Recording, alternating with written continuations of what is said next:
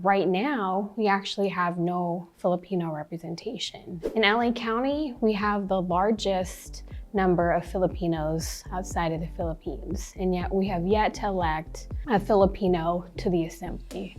Filipino Americans in LA, in California, in the United States are so powerful. Our contributions across the public sector, the private sector are immense. And what I look at every time there's an election year is really the opportunity to make our voices heard. People aren't talking about the middle class anymore.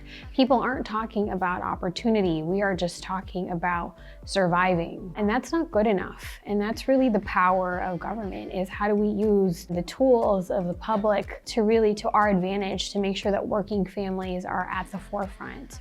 And so that's why I'm running. That's what I'm here to represent, our families like mine, and really the opportunities that we need to create to make sure that we're all successful, because it's not about one of us, it's about all of us. My family immigrated here when I was really young. I was just 4 years old. My family waited 16 years actually for our papers. We lived behind the Rite Aid on Eagle Rock Boulevard. My parents, Gigi and Jesse, really sacrificed to bring our family from Quezon City, where I was born, here to Eagle Rock, here in Los Angeles, to really fight for more opportunity, to fight for better public school education, healthcare, better housing over time, stable jobs.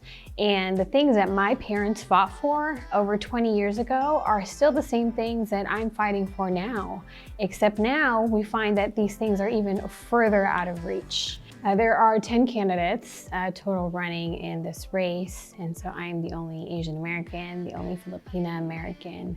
And this seat is so difficult because Filipinos, I can't even say underrepresented, because we've never been represented. This is a seat that historically Filipino candidates who have come before me have made great progress at getting close to winning, but didn't get quite there. And so what that means is that this election cycle, when we do have a Filipina on the ballot, we have a real chance to actually get representation for ourselves and to show our community and other communities that we can stand and represent our own communities and also theirs. In LA County, we have the largest number of Filipinos outside of the Philippines, and yet we have yet to elect a Filipino to the Assembly. A number one priority of our grassroots campaign is literally going door to door and asking people, what do you want to see in your neighborhood? What issues are impacting your family? What do you care about? And where do you want your taxpayer dollars to go? Because these are all decisions that your elected assembly member has a role to play in. And hands down, the number one issue we hear is that they can't afford to live in their neighborhood anymore. I, as a renter, know what it's like to live paycheck to paycheck, really struggling to make ends meet. And so how do we make sure we put protections in place to really protect working families? And so cost of living is issue number one, and one of the ways that I want to tackle that is really work to build and streamline more low-income and affordable housing. We need to increase our housing stock, period, so that people have options about where to live, and so that they can afford them, so that they don't have to drive 45 minutes, an hour, 2 hours away just to get to work. But that's the reality now, is that people are getting pushed out unless we do something about it, and I want to do something about it. One of my top issues is making sure that we empower women, that we protect women's rights, we protect a woman's right to choose, and that's because reproductive freedom is important for me personally as a woman of color, and that's why I'm really excited. I'm really proud to be endorsed by Planned Parenthood, LA Action Fund, as well as the Reproductive Freedom for All, and so many women's rights organizations and women's rights leaders, because currently in the Assembly, only 50 out of the 120 legislators are women. And so we have yet to reach equal representation at the state. So that's what's at stake. And when we see that women are at the table and we're making decisions about policies, about our own bodies, about budgets, about our families, that not only are we better as a government, but we're better as a society.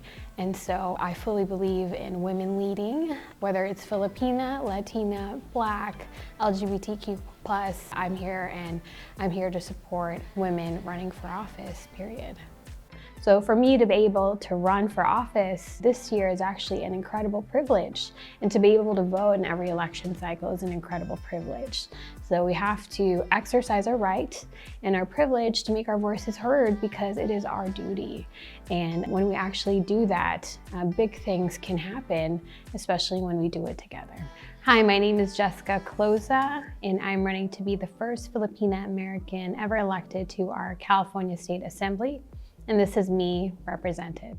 To learn more about our campaign, you can visit www.jessicacaloza.com, or you can follow us on Instagram, and that's at Jessica Caloza. And then on Facebook, we are Caloza #4, California. Please follow us, and we'd love to engage.